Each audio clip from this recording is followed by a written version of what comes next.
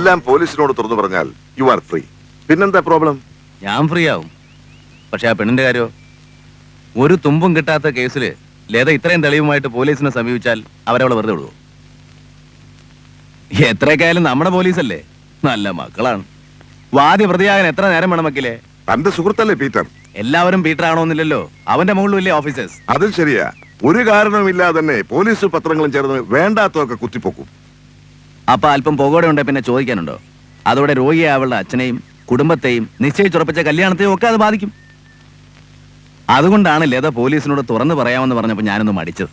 ഇനി ഒരു പക്ഷേ അവൾ ഏതെങ്കിലും തരത്തിൽ ക്രൈമുമായി, അല്ല എന്റെ ഒരു സംശയമാ, ആ ആംഗിളിൽ ഞാൻ ചിന്തിച്ചു. അതുകൊണ്ട് അവളുടെ ഉള്ളെന്താണെന്ന് അറിയാൻ വേണ്ടി ഞാൻ പോലീസിനോട് പറയാമെന്ന് പറഞ്ഞത്. അല്പമെങ്കിലും ഗിൽറ്റി ആണെങ്കിൽ പോലീസിനോട് പറയാമെന്ന് അവൾ സമ്മതിക്കുമോ? അത് ശരിയാ. ഇനി എന്താ ഒരു പോംവഴി? എത്ര നാൾ അവരിൽ നിന്ന് ഒളിച്ചു വെക്കും? തൽക്കാലം പോലീസിന് എന്നെയാ സംശയം. എന്നിൽ കൂടി അവർക്ക് ലതയിൽ എത്തിച്ചേരാൻ പറ്റും. അപ്പൊ പിന്നെ ഞാൻ സൂക്ഷിച്ചാ പോരെ?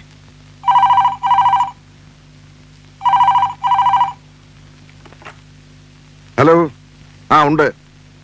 റോസ്മേരിയ? ഹലോ, ആ ഞാൻ എന്താ? മാലിനി ഫോൺ ചെയ്തിരുന്നു, സാറിനെ അത്യാവശ്യമായിട്ട് കാണണം, 3 മണിക്ക് ഓഫീസിൽ വരുമെന്ന്. ആ ശരി, ഞാൻ എത്തിക്കോളാം. ആരാ? എന്താ കാര്യം? 3 മണിക്ക് ലതയുടെ അനിയത്തി മാലിനി എന്നെ കാണാൻ വരുന്നു. എന്തിനാ? അവൾക്കെന്താ പ്രോബ്ലം? എല്ലാവർക്കും പ്രോബ്ലം തന്നെയാണ് വക്കീലേ. ഏതായാലും നല്ല ക്ലയന്റിനെയാണ് എന്റെ അടുത്തേക്ക് വിട്ടത്. ഇനി ഇതുപോലെ കുരിശു വല്ലതും ഉണ്ടെങ്കിൽ പറഞ്ഞു വിട്ടേരെ, മടിക്കണ്ട. അതിന് മാലിനിയെ തന്റെ അടുത്തേക്ക് പറഞ്ഞു വിട്ടത് ഞാനല്ലടോ. ശരി, വരട്ടെ. ക്യാപ്റ്റൻ സാറേ, ഉം. വിശ്വാമിത്രന്റെ തപസ് ഇളകുവോ? വേല മനസ്സിലിരിക്കട്ടെ വക്കീലേ. ഇതിലും വല്ലേ പെരുന്നാൾ വന്നിട്ട് ബാബ പള്ളി പോയിട്ടില്ല, പിന്നല്ലേ ഇത്.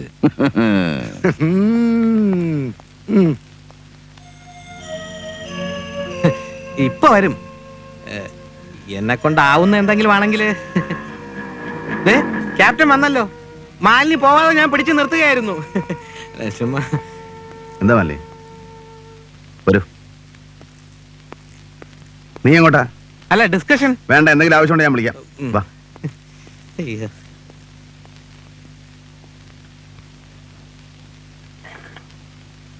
എല്ലാവർക്കും പറയാൻ രഹസ്യങ്ങളേ ഉള്ളൂ. അല്ല, എന്നോട് ആർക്കും ഒന്നും പറയാനില്ലേ? എന്തോ? ഒന്നുമില്ല.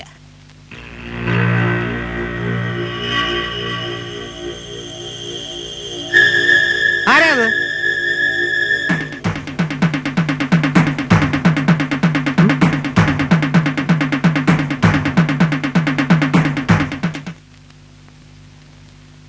തോന്നിയതായിരിക്കും.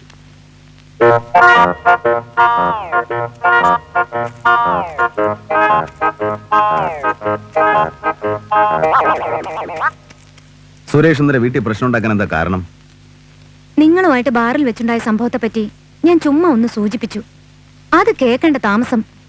എന്റെ നേർക്ക് ഒറ്റ ചാട്ടമാ. പിന്നെ തുടങ്ങിയില്ലേ ബഹളം. ചേച്ചി വന്നപ്പോ ചേച്ചിയുടെ നേർക്കായി. അയാളെ കൊല്ലാൻ ഞാനും ചേച്ചിയും കൂടെ നിങ്ങളെ വാടകയ്ക്ക് എടുത്തിരിക്കുകയാണെന്ന്. സുരേഷ് പിന്നെന്തൊക്കെ പറഞ്ഞു? ഞങ്ങളെയൊക്കെ കമ്പി എണ്ണിക്കാൻ അയാൾ വിചാരിച്ചാൽ സാധിക്കുമെന്ന്. കുടിച്ച് ലക്കില്ലാതെ അയാൾ വല്ലതും പറയുന്നതല്ലേ? അതല്ല കാര്യം. അത് കേട്ടപ്പോ ചേച്ചി എന്തോ വല്ലാതെ ഭയപ്പെടുന്ന പോലെ തോന്നി.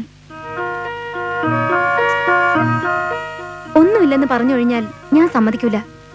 തീർച്ചയായിട്ടും ചേച്ചി എന്നോട് എന്തൊക്കെയോ ഒളിക്കുന്നുണ്ട്. അതെന്താണെന്ന് നിങ്ങൾക്കറിയാം. ദയവായിട്ട് അതെന്നോട് പറയണം. സുരേഷ് എവിടെയാ താമസിക്കുന്നത്? Number 27 first avenue, Prabhat Nagar. എന്തിനാ? എനിക്ക് സുരേഷ് ഒന്ന് കാണണം. അതിനുശേഷം ഞാൻ എല്ലാ മാലിനോട് പറയാം. എന്തിനാ സുരേഷിനെ കാണുന്നത്? പേടിക്കണ്ട, ഞാൻ ആരുടെ മെക്കിട്ടൊന്നുമില്ല. അയാൾക്ക് ഫോണുണ്ടോ? ഉണ്ട്, 363211. ഞാൻ വരട്ടെ. ആ.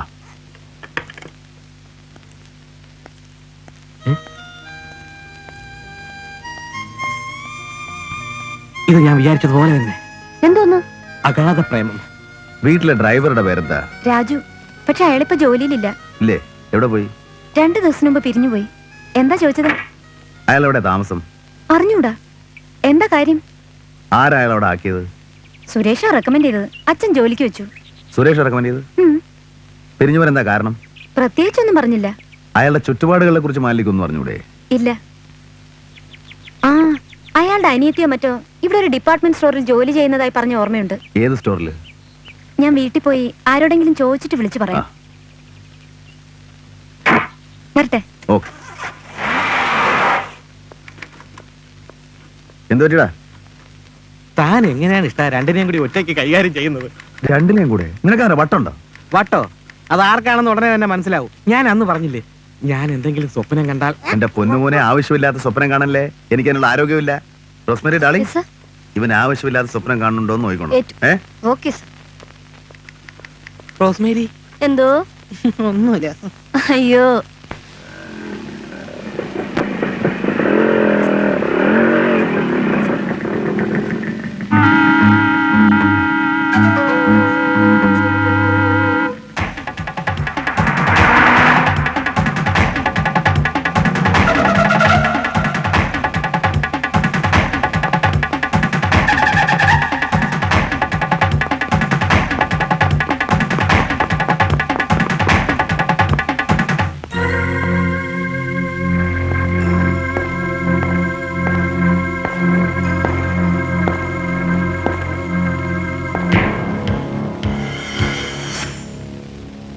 രാജു,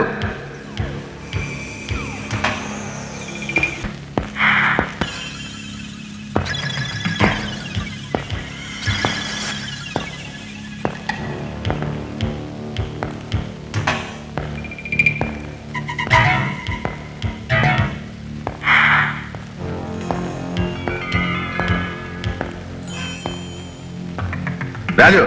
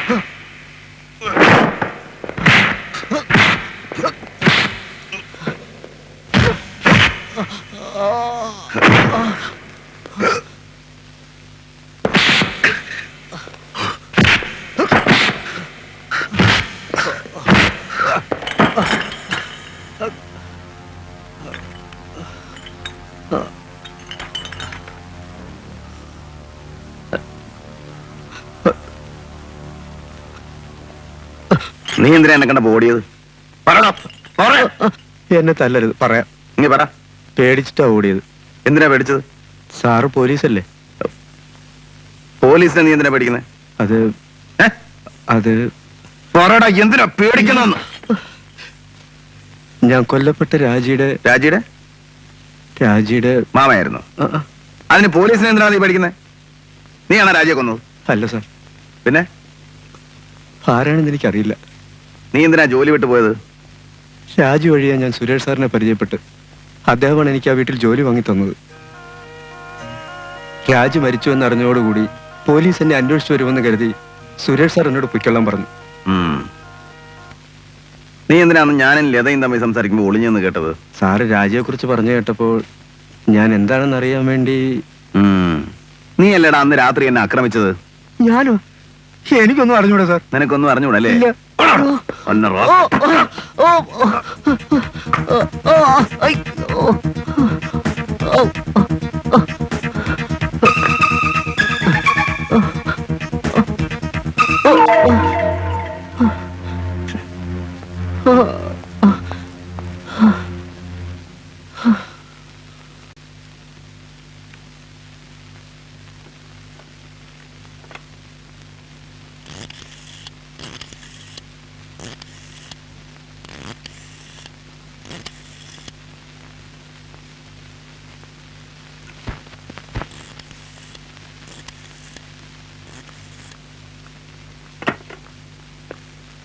ഹലോ, ഒരു 10,000 റുപ്പീസ് വേണമല്ലോ. 2 ദിവസം മുമ്പല്ലേ ചേച്ചിയുടെ അടുത്തുനിന്ന് കാശ് വാങ്ങിയത്? അതെ, അത് തീർന്നു പോയി. ബില്ല് കെട്ടാത്തോണ്ട് എന്റെ ഫോൺ ഡിസ്കണക്ട് ചെയ്തിരിക്കുക. ഫോൺ ഇല്ലാതിരിക്കുന്നതാ നല്ലത്. അത് തീരുമാനിക്കാൻ നീയാണോ? എന്ത് പറഞ്ഞാലും ശരി, ഇവിടുന്ന് പൈസ ഇനി കിട്ടൂല. ഞാൻ വാങ്ങും, നിനക്ക് കാണണോ? ഇത് കുറെ കേട്ടതാ. ചുമ്മാ ഓലപ്പാമ്പ് കാണിച്ച് ആളെ പേടിപ്പിക്കല്ലേ. പേടിപ്പിക്കാനല്ല, നിന്നെയൊക്കെ കരയിക്കാൻ എനിക്കറിയാം. എല്ലാത്തിനും ഞാൻ കമ്പി എണിക്കും, കാണണോ? ഇത് കുറെ പ്രാവശ്യമായല്ലോ പറയുന്നു. ആണുങ്ങളായ പ്രവർത്തി. ആ, ഒരു 10,000 രൂപ വേണം, അത്യാവശ്യം. ഞാൻ തരാത്ത ചേച്ചി തരുമോ? മല്ലി, നീ ഒന്ന് ചുമ്മാ ഇരിക്കുന്നുണ്ടോ? ചേച്ചിയാ ചോദിക്കുമ്പോ കാശ് കൊടുത്ത് ഇത്രയും വഷളാക്കിയത്.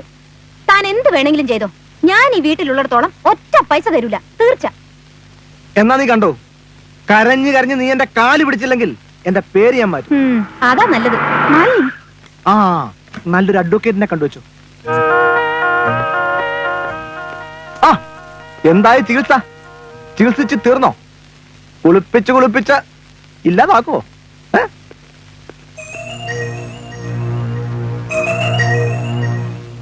എന്താ അവൻ പറയുന്നത് സരോജിനി? ഒന്നുമില്ല, അതിപ്പോ അതുപോലെ തന്നെ. അതല്ല, അവൻ വേറെന്തൊക്കെയോ പറയുന്നത് കേട്ടല്ലോ. വർക്കി, എന്തോ? ആ വാതിലടച്ചേര്.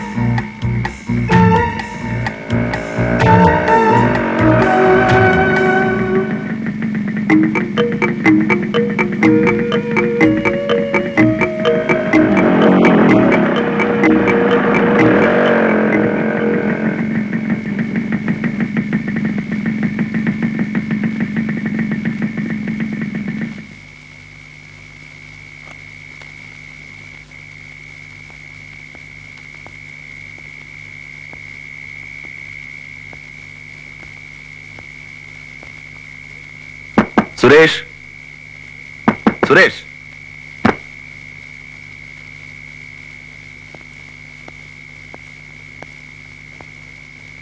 സുരേഷ്,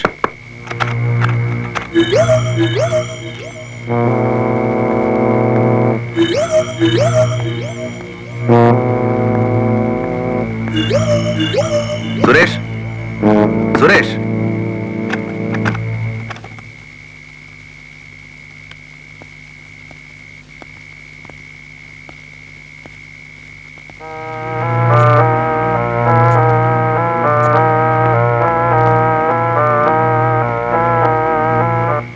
സുരേഷ്,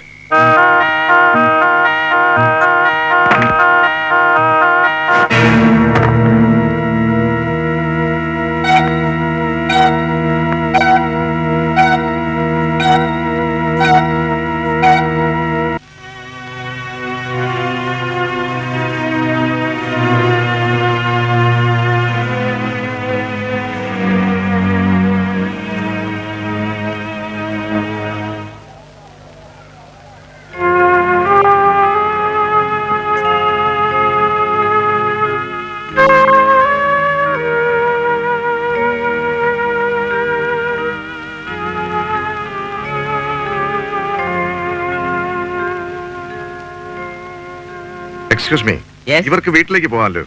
DVSP വന്നിട്ട് പോവാം. ഞങ്ങൾ ഇവിടെ ഇരിക്കാം. മിസ്റ്റർ മേനോ പൊയ്ക്കോട്ടെ. He's heart patient. ശരി. എന്നാ മേനോ സാർ പൊയ്ക്കോളൂ.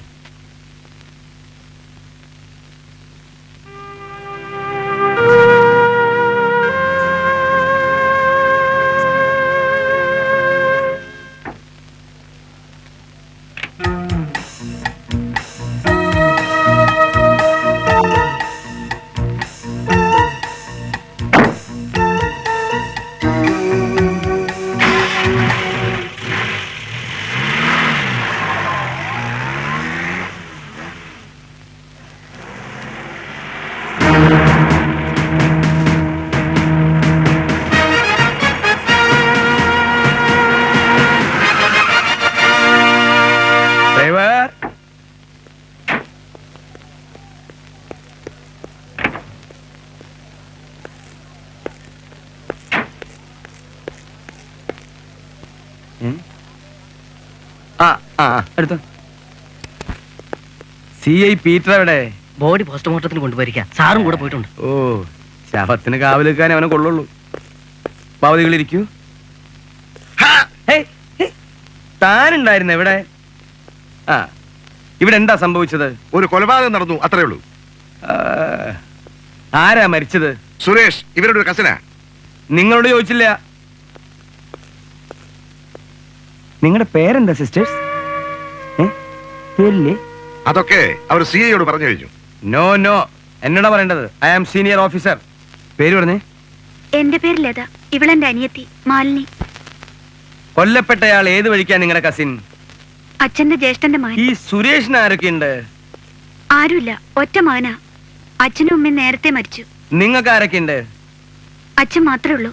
അദ്ദേഹത്തിന് എന്താ ബിസിനസ്? എല്ലാം വിശദമായി സി എ സാറിനോട് പറഞ്ഞിട്ടുണ്ട്. I don't care. Tell me, എന്താ ബിസിനസ്? എസ്റ്റേറ്റ് ഉണ്ട്. ആ, അത് ശരി. അപ്പൊ ഭാഗം വെക്കാത്ത സ്വത്ത് ചേട്ടന്റെ മകൻ ഷെയർ ചോദിച്ചു, ഇളയച്ചൻ കൊടുത്തില്ല, വഴക്ക്, കൊല. It is so simple. Sir, ഇവരുടെ അച്ഛൻ കുറെ കാലമായി ഹാർട്ട് അറ്റാക്ക് കഴിഞ്ഞ് കിടപ്പിലാണ്. ഞാൻ തന്നോട് ചോദിച്ചില്ല, തനിക്ക് വല്ല അറ്റാക്ക് വന്നിട്ടുണ്ടോ? കുറെ നേരെ ചൊറിഞ്ഞു ചൊറിഞ്ഞു നിൽക്കണേ. ആ, താ ഒരു കാര്യം ചെയ്യും. ഒരു ഡമ്മി ടെസ്റ്റ് അറേഞ്ച് ചെയ്യാ. ഒരു ഡമ്മി വെറുതെ മുകളിലേക്ക് എറിയാ, ഒരു ഡമ്മി താഴ്ത്തിക്കിട. ഇതിന്റെ രണ്ടിന്റെ ഇടയ്ക്കുള്ള ഡിസ്റ്റൻസ് ഒരു ചെറിയ സ്കെയിൽ വെച്ച് അളക്കുക. അത് എത്രയാണോ അതായിരിക്കും കൊലപാതകയുടെ വയസ്സ്. താൻ നോക്കണ്ട, ഡമ്മി ടെസ്റ്റ് ഞാൻ തെളിയിക്കും. നിങ്ങൾ എന്ത് കുന്തം വേണം തെളിയിക്ക്. താൻ ആരെ വയലോട് നോക്കിക്കണേ. പോയി ഡമ്മി തയ്യാറാക്ക്, ഇല്ലെങ്കിൽ തന്നെ ഞാൻ മുകളിൽ താഴ്ത്തിക്കിടും. ശരി. ചെല്ലിടും.